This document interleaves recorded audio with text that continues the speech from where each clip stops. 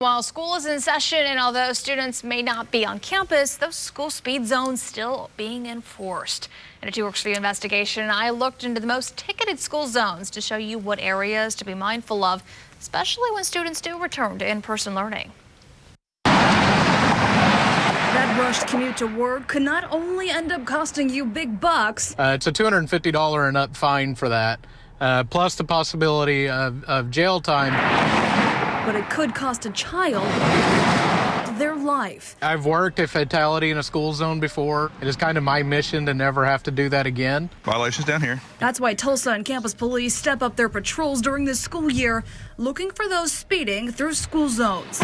And just because the pandemic has forced many schools to switch to distance learning, doesn't mean you'll get away with ignoring those flashing signs telling you to slow down. We want to make sure that people are aware that schools have started. Not all students are virtual. We want to make sure we're reminding people to still respect the school zones and the streets surrounding the schools.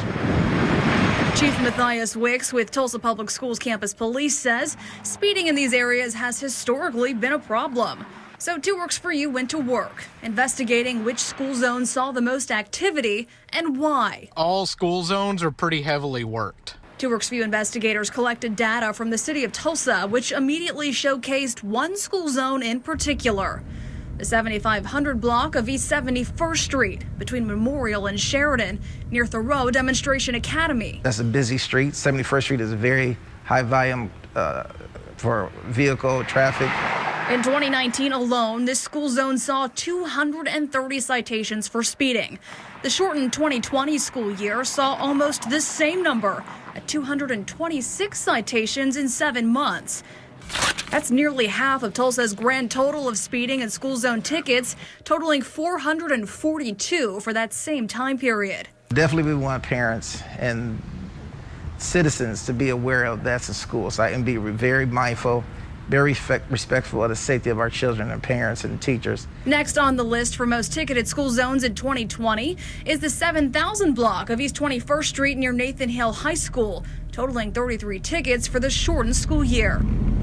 And coming in third, the school speed zone at 800 North Cincinnati Avenue with 21 tickets. It is disappointing to see people not slowing down and respecting the speed zones. TPD, along with campus police, issuing a reminder that no matter where you're driving, be mindful of your surroundings. Schools aren't always placed on busy streets and can sometimes be tucked away in neighborhoods.